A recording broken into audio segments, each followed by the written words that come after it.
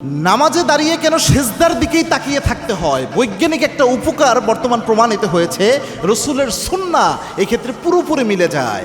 এই যে নামাজে দাঁড়িয়ে সেজদার দিকে তাকিয়ে থাকা, এর উপকার কি আপনি কখনো চিন্তা করেছেন?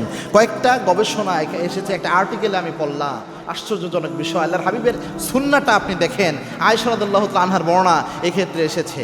আল্লাহর হাবিব সাল্লাল্লাহু আলাইহি ওয়াসাল্লামের ব্যাপারে মা আয়েশা বলছেন, আল্লাহর হাবিব সাল্লাল্লাহু আলাইহি ওয়াসাল্লাম যখন নামাজে দাঁড়াতেন, তার চোখের দৃষ্টিটা এমন থাকতো, মনে হতো নামাজের সেজদার জায়গাটা তিনি তালাশ করছেন, নামাজের সেজদার জায়গা তিনি খুঁজতেছেন, তার চোখ দেখে এমনটা মনে হতো, মানে সেজদার দিকে তিনি তাকায় থাকতেন। আজকের বিজ্ঞান বলছে, কোনো ব্যক্তি যখন স্ট্রেট সোজা হয়ে দাঁড়িয়ে এক বিন্দুতে একদম সেজদার দিকে তাকায়া থাকে, এই যে চোখটাকে এক বিন্দুতে রাখে, যার কারণে তার ব্রেনের মধ্যে একটা মাইন্ডফুলনেস তৈরি হয়, অর্থাৎ তার এই ব্রেনের মধ্যে একটা প্রশান্তির একটা বিষয় তৈরি আসে, এবং পাশাপাশি আপনার এখানে ভিজুয়াল স্টেবিলিটি দেয়, যা আপনার মস্তিষ্কের যে সচলতা এটাকে ভালো রাখে এবং স্থির রাখে আপনার ব্রেনকে, পাশাপাশি মনোযোগ বাড়ানোর জন্য গুরুত্বপূর্ণ একটা ভূমিকা পালন করে।